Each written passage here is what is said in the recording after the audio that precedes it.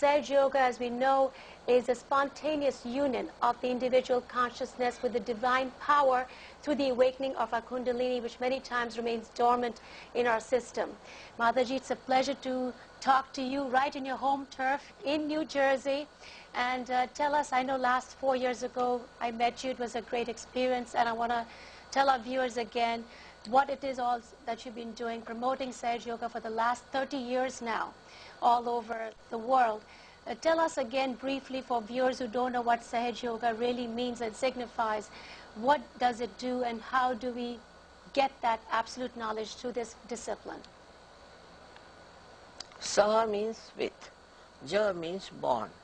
Is born with you the right to get this yoga is the union with the divine. So this is your birthright.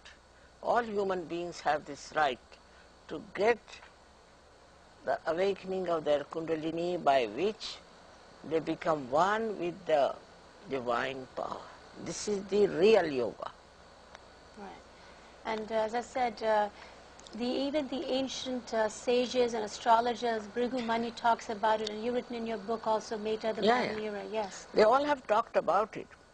But in those days, they used to work on about, say, thousands of people, then select one of them, then cleanse them, and then they used to give them realization. Wow. Now the difference of this modern Sahaja Yoga, you can call it, is this. Yes. That you first give them awakening. Let them see for themselves what's wrong with them. Right. All right. Once they find out, let them correct themselves. And then it's perfect. Because if you try like this, then it will take thousands of years to give realization to many people. With this method, you can give collectively to thousands of people realization. Now we have to change the world. And how can we do it on individual basis if you go? This is the best way now. Thousands are getting realization all over. And now they are telling me it's in 86 countries working out. So we are going to have a global race, we can call it a global awakening, which is very important. And without this awakening, we cannot get transformed. This is to transform, to completely change. We have, they say, there are 6 enemies we have within. In Sanskrit, you know them. Yes. Now, all these enemies, which are lust and greed and things like that, jealousies and all these can be completely destroyed by Kundalini awakening. You become a different person. You become the spirit. Now in all the scriptures it is written, know thyself. And that should happen to you, that you should know yourself. Otherwise all gimmicks are going on, all kinds of gimmicks, as I told you last time also. They are of no value. And they are not going to give you any results. What you should do is to get your self-realization. It's not difficult, it's free. Why not? But Mataji, how is your discipline, how is Sahaj Yoga different and unique from other yoga techniques for self-realization? Other, you see, out of them Raj Yoga is called, one Raj Yoga. Now Raj Yoga actually happens within. What happens when the Kundalini rises, she closes the chakras. That's called as Kumbha. But you can't do it from outside, you see. Now supposing you move one wheel of the car, will the car move? In the same way, your energy has to be awakened. Now there's Hatha Yoga, which was thousands of years back they were practicing the same way, first cleansing, this, that. But ultimately they said the same thing what I do, that they said you reach a state which we call as thoughtless awareness and then doubtless awareness. But in Sanskrit it is thoughtless awareness they have divided into two, Savichar and Nirvichar. And in this thing, Savikalpa and Nirvikalpa, they have divided.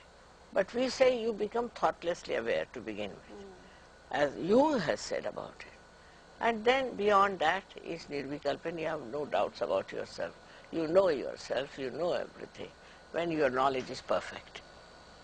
But Mataji, now you said it's a spontaneous, and we both said it's a spontaneous union of our inner consciousness along with the divine power. But that's only for that brief few seconds that you get that Kundalini awakening. No, no. But then we have to keep practicing. No, you have to grow. That's what I want to You ask. see, you have to grow because it's like a primule in the seed, you see.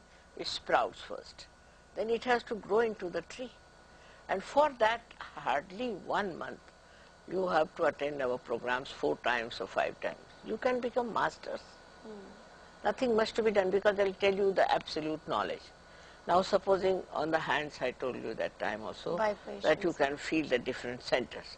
Now how to correct them? What are they? All this knowledge has to go to you, and that takes hardly any time.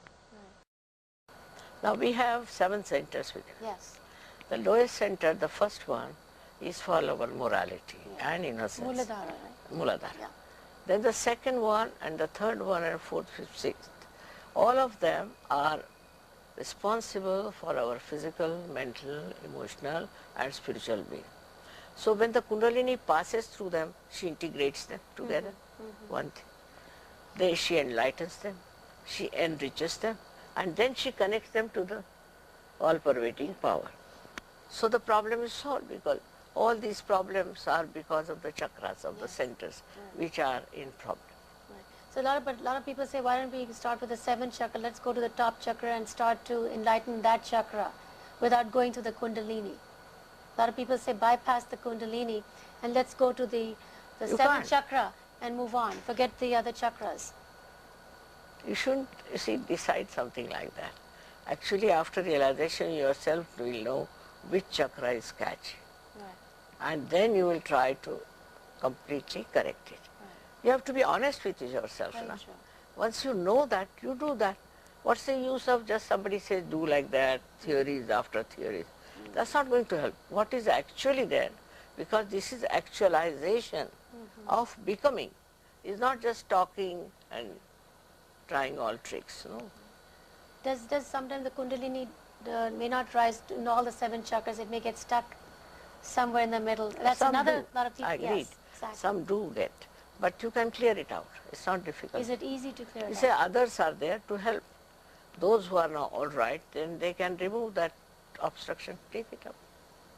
I see. And I believe, Mataji, recently only at the National Institute of Medicine in Washington, D.C., in the National Institute of Medicine in Washington, D.C., they demonstrated the technique of Sage Yoga. Oh, they were very much impressed. And 40 doctors came forward. But then they wanted to test a girl. How far, because I say that on these things you can make out your chakras.